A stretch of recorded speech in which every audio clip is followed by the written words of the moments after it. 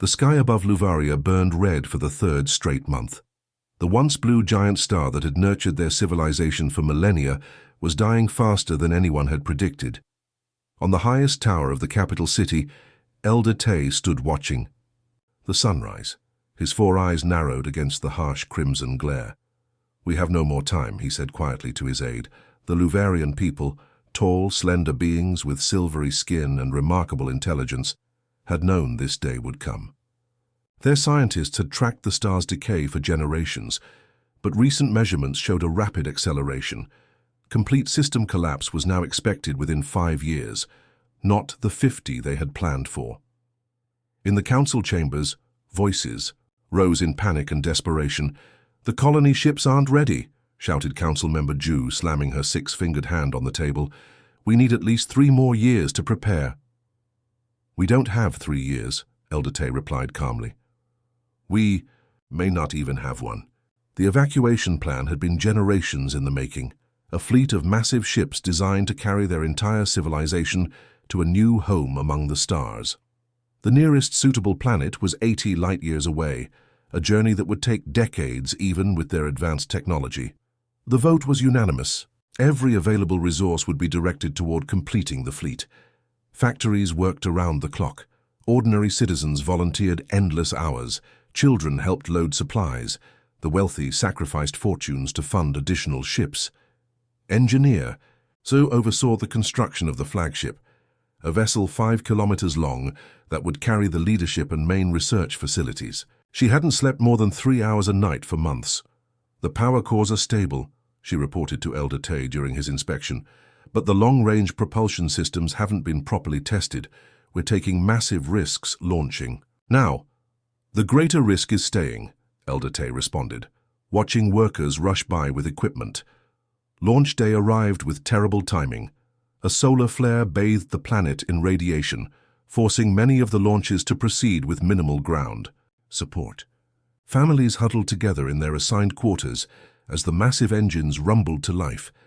Children cried, elders prayed, and everyone wondered if they would ever set foot on solid ground again. The first ship to leave was nearly lost when its stabilizers failed, but pilot Kyung executed a brilliant recovery, saving all 50,000 souls aboard. One by one, the enormous vessels broke free of gravity's pull and joined the gathering fleet in orbit. Elder Tay stood on the bridge of the flagship as the last transport cleared the atmosphere. Behind them, their beautiful blue world grew smaller, the angry red star looming ominously beside it. "Set course for the new home," he ordered, his voice steady despite his heavy heart. The journey began smoothly. The fleet, over 3,000 ships carrying nearly 4 billion Luvarians, accelerated away from their dying star, their formations spreading across space like seeds scattered by a farmer. For 3 weeks, hope grew. Children attended lessons in the high education centers, learning about their destination. Hydroponics gardens flourished under artificial light. Musicians played in the common areas to lift spirits. Then the problems began. It started with minor power fluctuations on outlying ships. Engineers dismissed these as expected adjustment issues. But when the flagship's propulsion system suddenly lost 30% efficiency, Elder Tay ordered a full fleet diagnostic. The results were devastating. "The interstellar medium has properties we didn't anticipate," explained Chief Scientist Nari, her voice tight with stress. "It's causing a cascade failure in our drive systems. The mathematical models were wrong." "Can we fix it?" Elder Tay asked. Nari looked down. "Not with our current understanding. We'd need to completely redesign the drive systems. Within days, more ships reported problems. The fleet's speed dropped. At current rates of decline, they would never reach their destination. Worse, the life support systems were calibrated based on the original journey time. They simply didn't have enough resources to survive a prolonged voyage. Emergency councils were held. Rationing began. The frightened population was told half-truths to prevent panic. Babies were born on ships, never meant to see a full generation, pass within their walls. 2 months after departure, the fleet came to a virtual standstill. Propulsion systems across all ships had degraded beyond safe operation. Elder Tay stood at the observation window, watching distant ships drift slowly against the backdrop of unfamiliar stars. "We should have stayed and faced our end with dignity," whispered Council Member Ju, who had aged visibly under the strain. "No," said Elder Tay firmly. "While we live, there is hope." He ordered a desperate measure, broadcasting a distress signal in all directions, even though their scientists insisted no help could possibly arrive in time. The signal contained their location, their plight, and the flaws in their propulsion. Theory that had doomed them. "Someone will hear us," Elder Tay told his people. "Someone will come." Most believed these were simply the comforting lies of a leader with no solutions left. As life support systems began failing on the outermost ships, the Luvarians prepared for a slow extinction, drifting forever among alien stars, far from both their old home and the new one they would never reach. Little did they know that their signal was already speeding toward a small blue planet, where beings called humans were about to prove that sometimes the universe does answer prayers. The signal arrived on a Tuesday morning at Earth's Deep Space Monitoring Station 12, located in what had once been the Australian outback. The computer flagged it as anomalous before routing it to the human analysts. Technician Park was halfway through his coffee when the alert popped up on his screen. At first, he thought it was another false positive. Space was full of strange radio emissions that the AI occasionally misclassified. But as he studied the pattern, his hand froze midway to his mouth. "Hey, Lee," he called to his supervisor, trying to keep his voice steady. "You need to see this." Within hours, the signal was being analyzed by the best minds at Space Command. The pattern was unmistakably artificial, a mathematical sequence too precise to be natural. More surprising was that it contained detailed technical information, engineering specifications, navigational data, and what appeared to be a desperate plea for help. "It's a distress call," confirmed Director Yoon at the emergency briefing, "from a non-human intelligence." The room fell silent. Humanity had been searching for signs of alien life for centuries. They'd found microbes on Mars and primitive aquatic creatures beneath the ice of Europa, but never intelligent life. Until now. "And they're in trouble," added Captain Jin, the youngest person ever to command an interstellar vessel. Her recent mission to Proxima Centauri had made her something of a celebrity. Their entire civilization is stranded in deep space. The United Earth Council debated for weeks. Some argued that humanity should not interfere. The aliens were over, 40 light-years away, far beyond the reach of conventional rescue missions. Others worried about the risk of contact with an unknown species. Resources were limited, and Earth had its own problems. Captain Jin listened to the arguments with growing frustration. Each night, she returned to her apartment to pore over the key, translated Luvarian technical data with her friend Dr. Sung. "Look at this," Dr. Sung said one evening, pointing to a section of the aliens' propulsion equations. His eyes were red from lack of sleep, but excitement made his voice sharp. "They made the same mistake we did with the Han-Takahashi paradox back in '45. The Han-Takahashi paradox had nearly ended humanity's first attempts at faster-than-light travel. The mathematical error had seemed small on paper, but had catastrophic consequences in practice. 3 ships and their crews had been lost before Dr. Han and Dr. Takahashi identified the problem. "They're using a beautiful theoretical model," said Dr. Sung, "but it doesn't account for quantum decoherence in actual space. We know this because we lost good people learning it." Captain Jin straightened. "We can help them." "Maybe," Dr. Sung cautioned, "but the Council will never approve a mission. It's too far, too risky." "Then we don't ask for permission," Jin said quietly. "We ask for forgiveness later." The plan came together in secret. Commander Hana, who had served with Jin on 2 previous missions, agreed to lead the rescue team. 6 others volunteered: Dr. Sung, Engineer Cho, Medical Officer Kim, Communications Specialist Su, Pilot Wu, and Security Chief Kwan. They needed a ship, not just any ship, but one capable of covering 40 light-years in time to save billions of stranded aliens. Only one vessel fit that description: the Experimental Horizon, equipped with the new phase drive technology that had never been tested beyond our solar system. You're talking about stealing $1 trillion spacecraft, said Engineer Cho during their clandestine meeting in Jin's basement. I'm talking about borrowing it, Jin corrected, and saving an entire civilization. Security Chief Quan shook his head. Even if we pull this off, we'll all face court-martial when we return. If we return, Pilot Wu added. The phase drive was notoriously unstable. Commander Hana had remained silent throughout the exchange. Now she stood, drawing all eyes. I joined Space Command to explore, to discover, and to help, she said simply. Out there is a fleet carrying billions of people with families, with hopes, with their own stories. They're going to die alone in the darkness unless we help. I don't care about court-martials. I care about doing what's right. One by one, they nodded. The decision was made. Getting access to the horizon wasn't easy. It sat in Earth's orbital shipyard, constantly monitored and heavily guarded. But Captain Jin had connections, and Commander Hana had an impeccable service record that got them past most security checkpoints. Dr. Sung created a false mission profile in the system. Engineer Cho prepared modified equipment they would need to interface with alien technology. Medical Officer Kim gathered supplies for potential first contact scenarios. The night of the launch, a rare solar storm provided the perfect cover. Communications were disrupted across the network, and the skeleton weekend crew at the shipyard was busy dealing with power fluctuations. This is either the bravest thing we've ever done or the stupidest, communications specialist Sue whispered, as they boarded the horizon through a maintenance airlock. Probably both, Commander Hana replied with a tight smile. The horizon was beautiful, sleek and silver, with the most advanced technology humanity had ever created. Its phase drive was designed to slip between the layers of space-time itself, covering vast distances in what would seem like moments to the crew. As they strapped into their stations, alerts began flashing across the command center. They'd been discovered.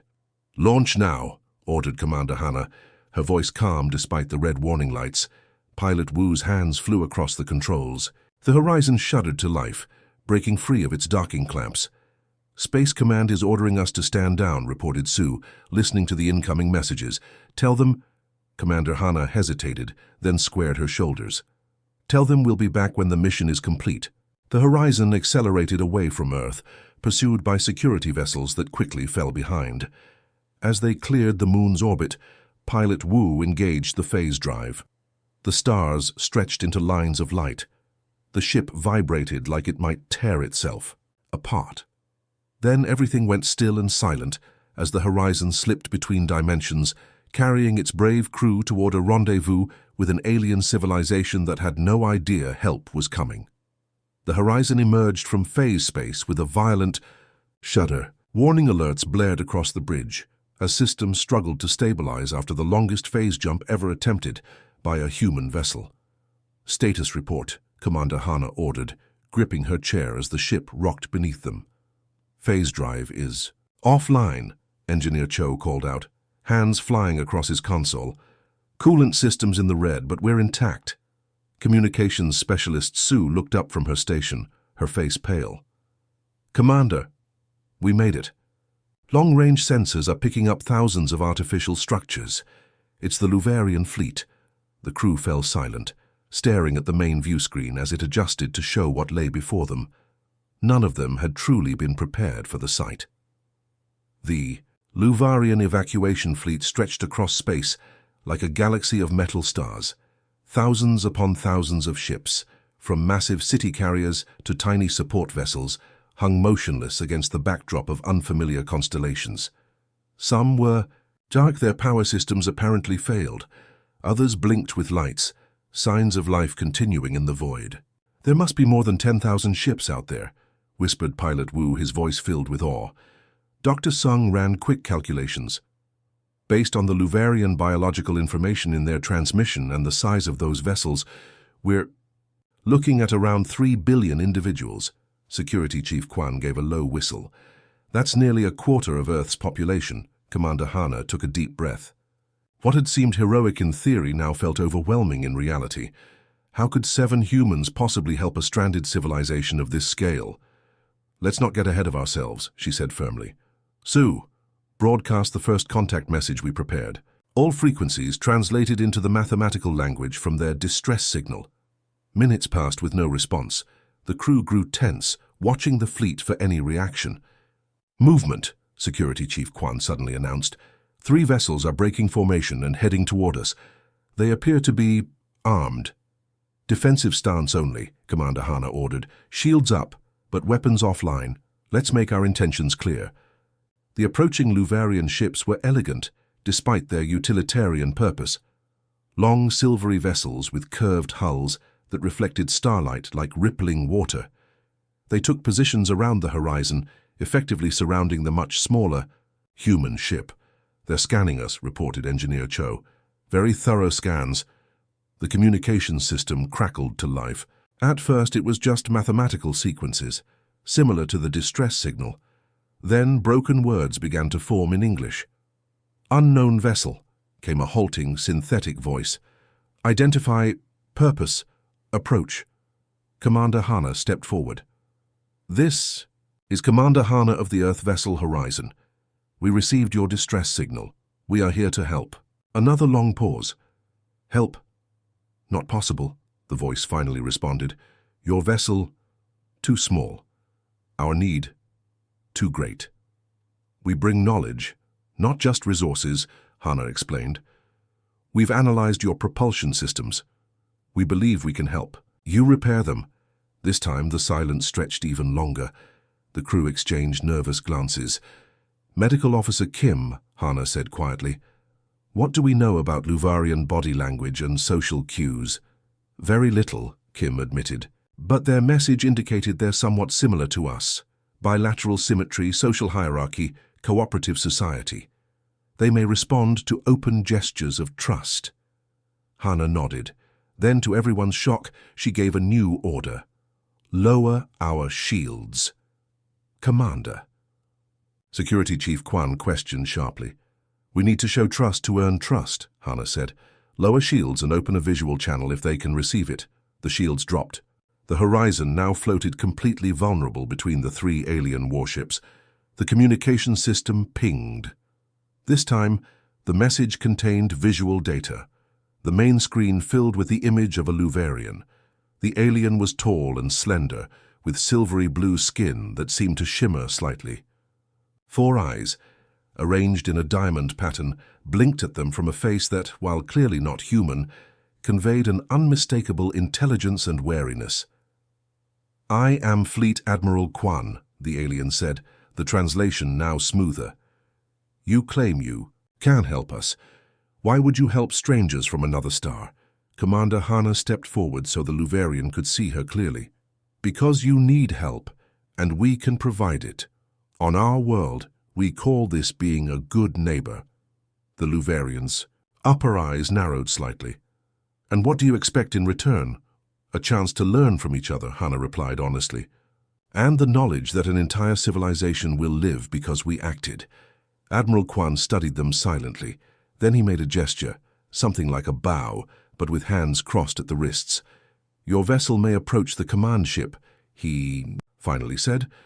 "A small team only. We will decide after meeting if your help is acceptable." The first face-to-face meeting took place in a large chamber aboard the Luvarian flagship.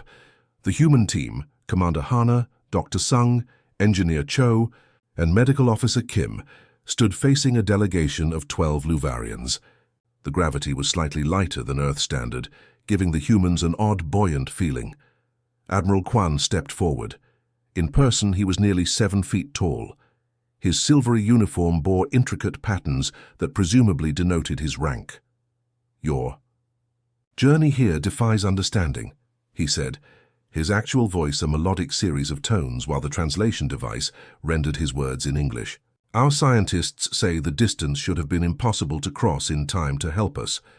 We have recently developed technology that allows us to travel faster than conventional physics would suggest possible," Dr. Sung explained carefully, trying not to reveal too much about the experimental phase drive. "Yet you risk this technology to help strangers," another Luvarian said, her tone suggesting skepticism. "It's what humans do," said Commander Hana simply. "Now, may we see your propulsion systems?" We believe we know what went wrong. After much discussion, the Luvarians agreed to show them their engine rooms. What they found confirmed Dr. Sung's theories. The Luvarians had made the same mathematical error humans had once made, but with far more devastating consequences given the scale of their fleet. Engineer Cho was overwhelmed by the size of the Luvarian engines. "These are magnificent," he told the Luvarian engineers, genuine admiration in his voice. "The theory is beautiful. It's just missing one crucial adjustment for real space conditions." As days passed, the initial tension began to ease. The human team worked tirelessly, learning about Luvarian technology, while explaining the necessary modifications, but they also learned about the dire conditions throughout the fleet. "Life support is failing on the outer vessels," Engineer Day reported grimly. Day had joined the human team as a liaison, a younger Luvarian who seemed more open to the aliens' help. "We've been consolidating populations, moving everyone to the ships with the most stable systems, but we're running out of options. Even more troubling were the reports of conflict. Some factions within the fleet had begun hoarding resources. Others proposed abandoning the vessels with non-essential populations to save the rest. "They're starting to lose hope," Commander Hana observed during a private meeting with her team, "and when people lose hope, they turn on each other." "We need to work faster," Dr. Sung said. "The propulsion fix is only part of the solution. They need to believe they have a future."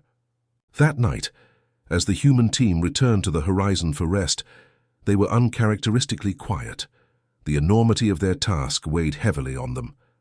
"There are 3 billion lives depending on us," Engineer Cho finally said. 3 billion. Then, "It's a good thing we didn't listen to the Council," Commander Hana replied, her voice firm with resolve, "because now we're their only hope." The massive engine room of the Luvarian flagship hummed with activity. Human and alien engineers worked side by side, their differences momentarily forgotten in the shared language of mathematics and physics. Commander Hana watched from a walkway above, noting how the silver-skinned Luvarians towered over her team, yet deferred to the humans' expertise with increasing respect.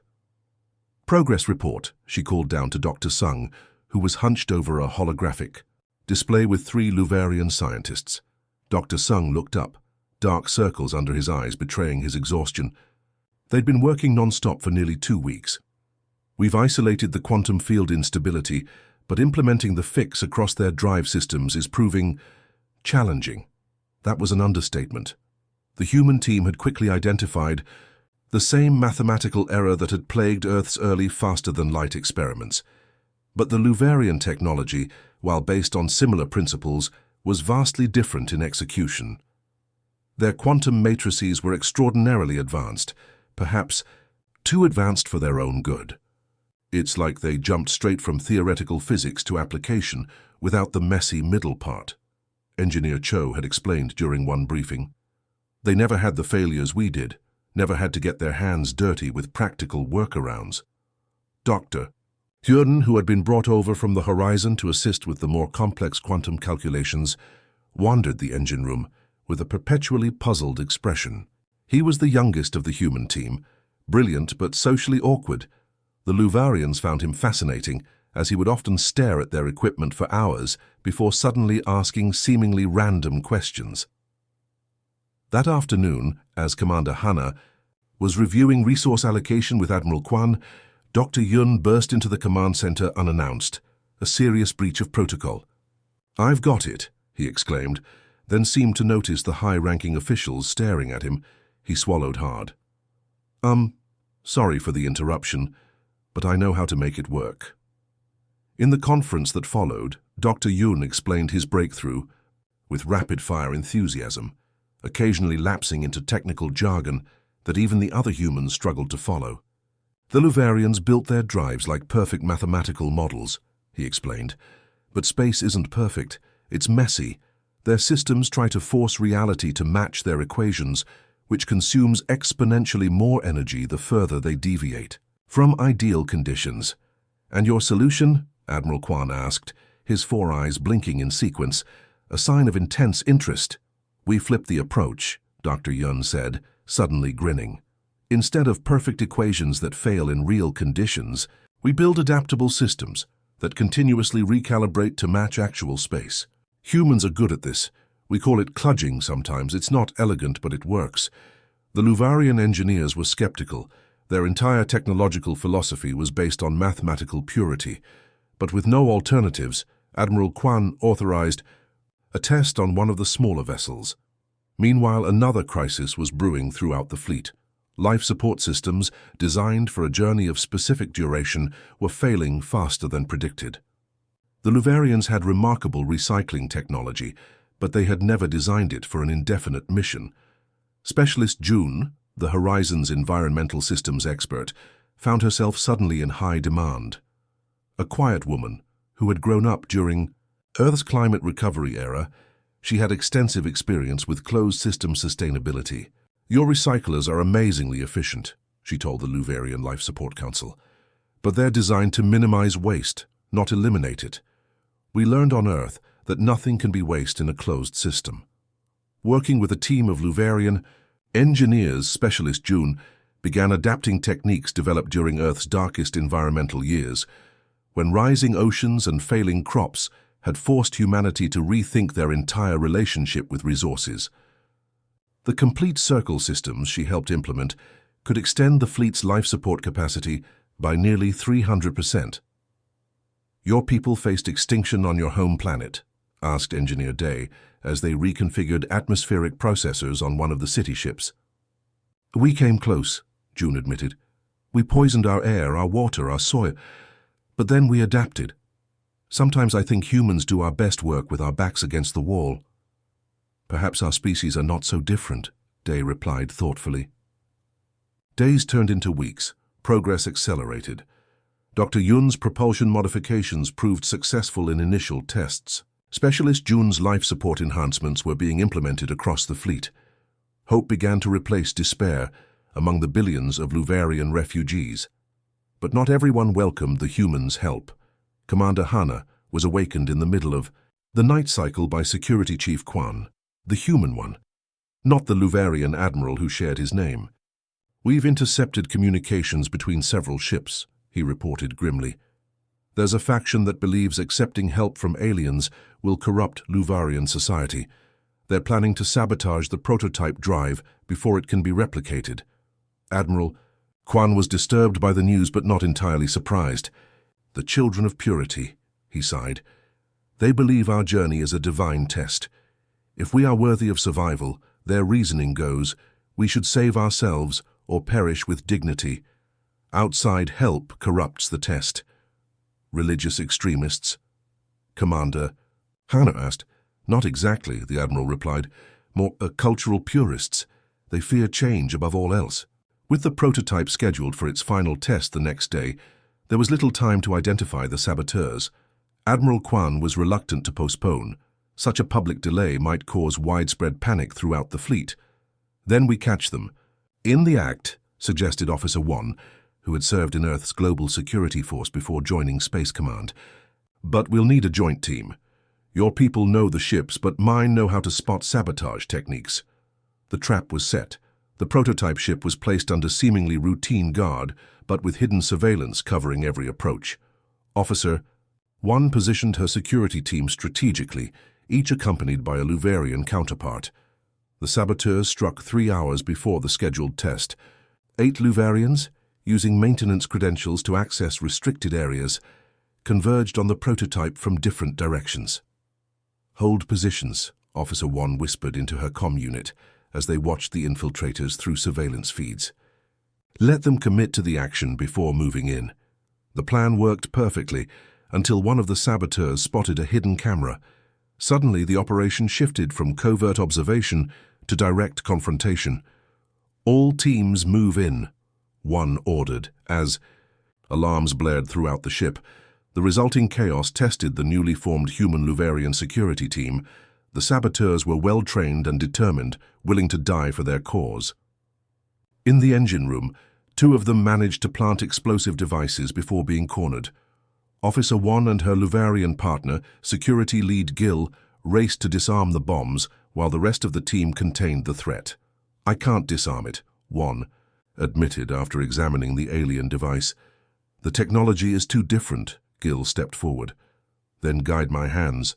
Tell me what to look for. In that moment of trust between two vastly different beings, the future of the Luvarian race hung in the balance. One talked Gil through basic bomb disposal principles, adapting them on the fly to the alien device. Cut the blue connector, she said, then caught herself. Sorry, do Luvarians see blue the same way we do? Despite the tension, Gil made a sound that might have been a laugh. I believe we do. And if we're wrong, at least we'll be wrong together. The device was disarmed, with seconds to spare. All 8 saboteurs were captured, and the prototype test proceeded as scheduled the next day. It was a complete success. The modified drive system performed exactly as Dr. Yun had predicted, adapting to real space conditions in ways the original Luvarian design never could. As they watched the prototype ship maneuvering with renewed power, Admiral Kwan turned to Commander Hana. When we first detected your ship, he said quietly, many of my advisors feared you came to conquer or destroy us at our weakest. I now see we had nothing to fear except our own pride. Your people have saved mine, Commander. We will not forget, Commander. Hana nodded, watching as the prototype completed its test run, its engines glowing with renewed purpose against the darkness of space. We didn't come to rescue you, she replied. We came to help you rescue yourselves. The day of departure arrived, with a mixture of celebration and nervous anticipation. 3 months of round-the-clock work had transformed the stranded Luvarian fleet. Ships that had drifted powerless in the void now hummed with renewed energy. The modified propulsion systems had been installed across all major vessels, with smaller ships prepared for towing until they could be similarly upgraded en route. Commander Hana stood at the viewport of the Luvarian flagship, watching as final preparations were made. Despite the successful modifications, the journey ahead remained daunting, decades of travel through uncharted space. Having second thoughts. About returning home? Asked Admiral Kwan, joining her at the window. Over the past months, they had developed a working relationship that had gradually evolved into something like friendship. Not second thoughts, Hana replied. Just wondering what Earth will be like when we get back. We left without permission, stole an experimental ship, and broke about 15 regulations. Court-martial seems likely. Admiral Kwan made the undulating hand gesture that Hana had come to recognize as the Luvarian equivalent of dismissive amusement. I find it difficult to believe your people would punish those who saved billions of lives. You'd be surprised. What bureaucracy is capable of, Hana said with a small smile. But I don't regret our decision. Below them on the vast assembly deck, thousands of Luvarians gathered for the departure ceremony. The room could only hold a tiny fraction of the fleet's population, but the proceedings were being broadcast to every ship. Representatives from all major vessels stood in concentric circles, their silvery skin reflecting the soft blue lights. It's time, Admiral Kwan said. Together, they made their way to the central platform where the rest of the human team waited, alongside the Luvarian High Council. Engineer Cho was deep in conversation with Engineer Day, likely discussing last-minute adjustments. Dr. Suong and Dr. Yun were explaining something to a group of Luvarian scientists, their hands moving animatedly. Specialist Jun stood quietly with Security Chief Kwan, both looking slightly uncomfortable with the ceremonial attention.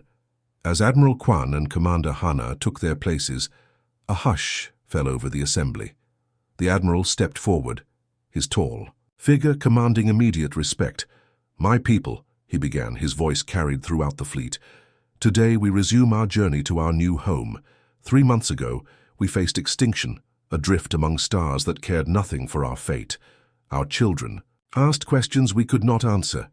Our elders prepared for a death far from home. He gestured toward the humans. Then came these beings, from a world we had never heard of, speaking a language we did not know. They came not to conquer our weakness, but to offer their strength, not to exploit our need, but to share their knowledge. The assembly murmured, in agreement. Even the Children of Purity faction, who had initially resisted outside help, had largely been won over by the humans' respectful approach and willingness to teach rather than simply implement solutions. In gratitude for their aid, Admiral Kwan continued, The High Council has voted unanimously to share our quantum matrix technology with our human friends. This knowledge represents generations of Luvarian research, but we give it freely, as they gave freely to us.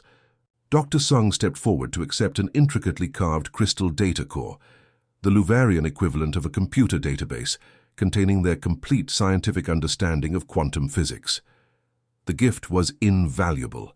It would advance human science by decades, if not centuries. We are honored, Dr. Sung said simply, cradling the crystal with obvious reverence.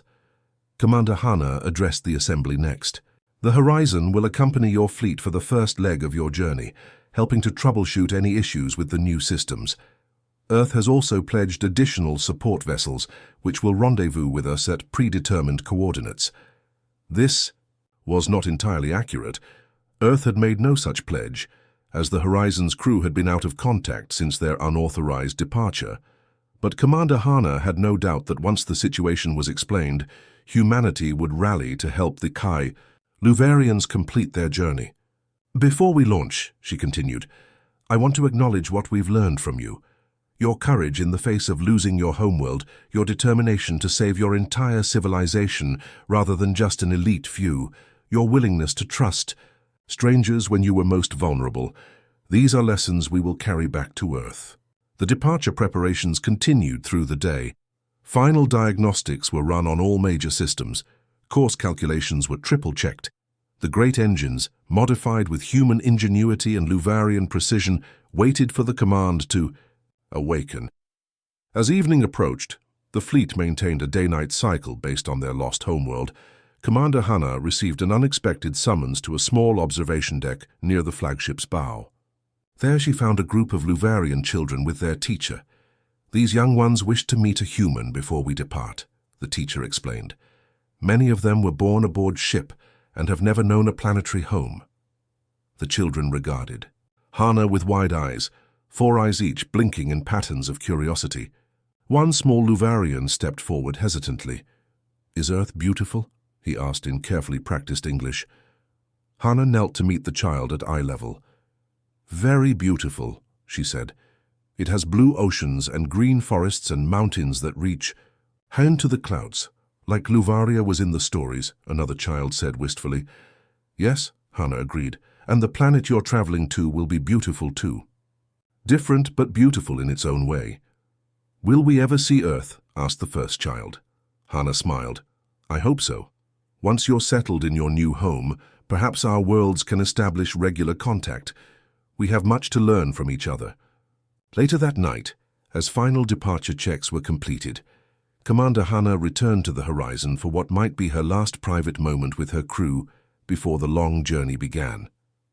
They gathered in the small mess hall, an impromptu family, forged through shared purpose and danger. I just received word, she told them. The Luvarian fleet is ready. Admiral Kwan has asked us to take the lead position as we depart. An honor, said Officer 1. And fitting, added Pilot Wu.